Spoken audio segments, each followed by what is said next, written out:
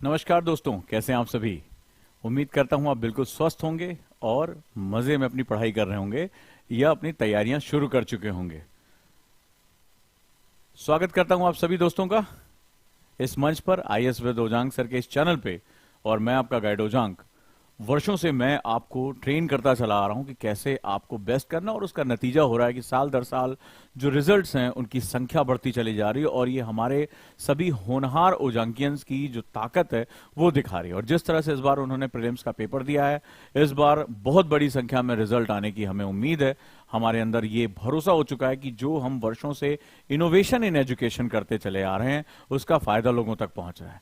जो हर वर्ष हम बच्चों की प्रॉब्लम को समझते हुए एक अद्भुत प्रयोग करते हैं, उससे उनको बड़ा फायदा हो रहा है। और डेफिनेटली जो बड़ी संख्या में आपके मैसेज आते हैं वो हमारे हौसले का एक बहुत बड़ा कारण है, वो हमारी पावर का एक बहुत बड़ा कारण है। और डेफिनेटली इससे हमें जो है एक ताकत मिलती है, हम आपकी समस्याओं को ज्यादा अच्छे तरीके से सुलझा पाते हैं। तो दोस्तों, इसी कड़ी में हम आगे बढ़ते हैं और नई चीजों को समझते हैं।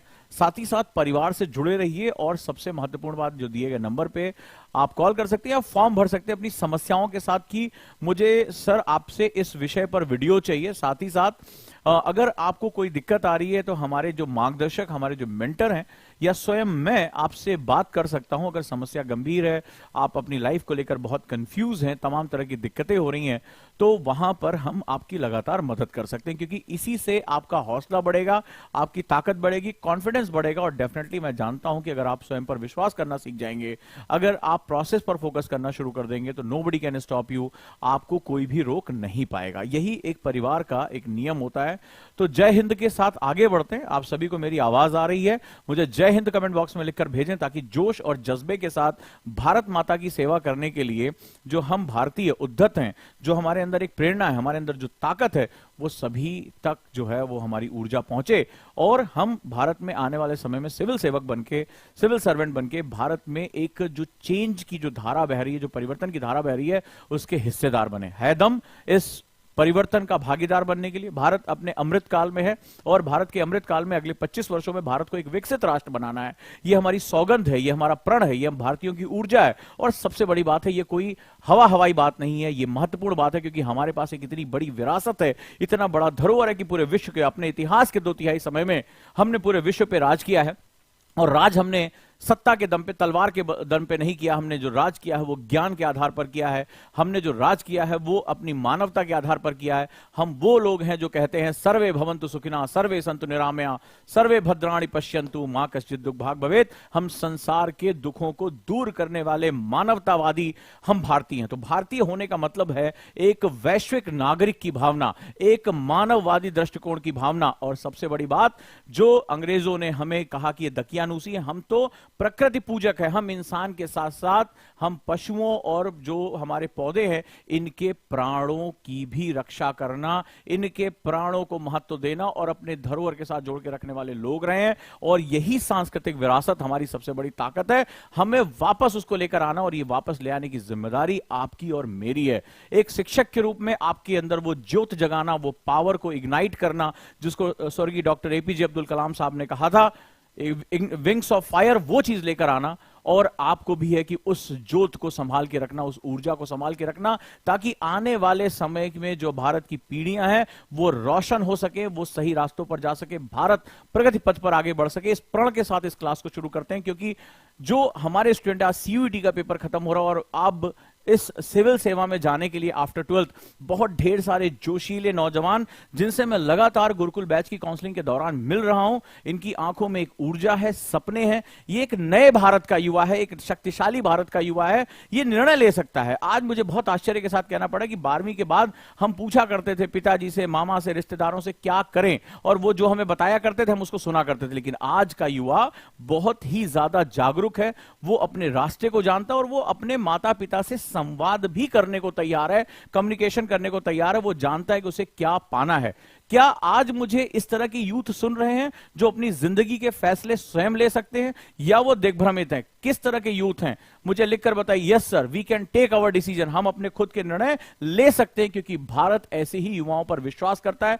डेमोग्राफिक डिविडेंड कंट्री है, दुनिया की सबसे युवा कंट्री है, और अगले 25 साल भारत के हैं, लेकिन इस भारत के 25 साल तभी होंगे जब हम सभी राष्ट्र निर्माण में अपनी भागीदारी, अपनी पार्टिसिपेशन सुनिश्चित करें, अपने जोश और जज्बे को भारत माता के साथ जोड़ दें। निश्चित रूप से दुनिया में सबसे ताकतवर देश बनने से हमें कोई रोक नहीं सकता, और इसकी परछाई हमें दिखने लगी है। कोई हमारे प्रधानमंत्री के पैर छू रहा है, कोई बॉस कह रहा है, और आज तो यह भी कह दिया कि हिंद प्रशांत क्षेत्र में, अमेरिका कह रहा है कि हिंद प्रशांत क्षेत्र में भारत के बिना परिकल्पना ही नहीं हो सकती है, यानी इंडिया की परिकल्पना नहीं हो सकती। और मैं सभी भारतीयों को कहना चाहूंगा, सभी जोशीले नौजवानों को कहना चाहूंगा कि 1905 में कर्जन ने कहा था, जब अंग्रेजों का शासन था, कि भारत चाहे या ना चाहे, भारत की स्थिति ऐसी हिंद प्रशांत क्षेत्र में है कि भारत के बिना विश्व आगे नहीं बढ़ पाएगा।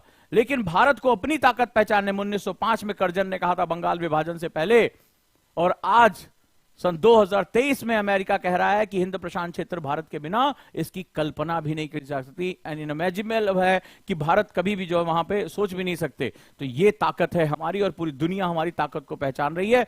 बस हम सोए हुए शेरों को जगना है, हमें खुद की ताकत को समझना है, एजेंट ऑफ चेंज बनना है, परिवर्तन लेकर आना है। देश में बाहर और अंदर जबरदस्त परिवर्तन होंगे। और आपको अब पता होगा कि रैंक 5 की जब मैंने वीडियो डाली थी, तो वहां पर उसने एक बात कही थी कि मैं भी भारत को विदेशों में जाकर चमकाना चाहता हूं। तो कोई देश के अंदर प्रशासन को चमकाएगा, कोई भारतीय विदेश सेवा का नागरिक बनके जो है सेवा का हिस्सा बनके पूरे देश में एस जयशंकर जैसी हमारी छवि बनाएगा, कोई पुलिस सर्विसेज में जाकर लॉ एंड ऑर्डर को ठीक करेगा। देश को आप जैसे होनहार लोगों की बहुत बहुत ज्यादा जरूरत है, बहुत बड़ी जरूरत है। तो सोचना किस बात का दोस्तों, अब हम लोग जुड़ जाते हैं और पूरी तैयारी के साथ लग जाते हैं। आज का जो विषय है वो है आर्ट स्टूडेंट, यानी जिन्होंने 12th में या ग्रेजुएशन में वो आर्ट लेना चाहते हैं। सीयूटी का पेपर खत्म हो रहा है। निश्चित रूप से अब आंखों में बड़ी उम्मीदें हैं, जल्दी ही यूनिवर्सिटी के जो है वो शुरू हो जाएंगे एग्जाम। तो डेफिनेटली हमें कैसे पढ़ना है, क्या चीज है, तो अब हम लोग उसके बारे में बात करने जा रहे हैं। मैं सभी के विषय में बात करूंगा। आज ह्यूमैनिटी के स्टूडेंट के बारे में बात करूंगा, इसके बाद जो इंजीनियरिंग करना चाहते हैं उनके लिए बात करूंगा, कॉमर्स के लिए बात करूंगा। डेफिनेटली आपको सही रास्ता पता होना जरूरी, क्योंकि ये पूरा जो मैटर है वो आपके भरोसे का है। अगर आप खुद पे भरोसा करेंगे, जीत आपकी हो जाएगी। अगर आप खुद पर संदेह करेंगे तो आप किसी और नहीं, खुद से हार जाएंगे। और जो खुद से हार जाता है वो दुनिया में कभी दोबारा खड़ा नहीं हो सकता है। दुनिया में आपको आपका दुश्मन हरा दे, आपके अंदर हिम्मत होगी, आप दोबारा उठ खड़े होंगे। इतिहास गवाह है कि कितनी बार लोगों ने लड़ाइयां हारी, लेकिन वो अंतिम प्रयास करते रहे और इतिहास बदल के रख दिया। पूरा इतिहास इसी का गवाह है। तो आपको लड़ना आना चाहिए, आपको फाइट करना आना चाहिए। तो सबसे पहले अब हम बात करते हैं कि भारत को बदलने की शुरुआत कहां से हो सकती है, और क्यों मैं इतने जोशीले जो हमारी नई पीढ़ी है उसके साथ बात करने जा रहा हूं, क्योंकि जिम्मेदारी उनके कंधों पे है और अब वो बहुत जागरूक हो चुके हैं।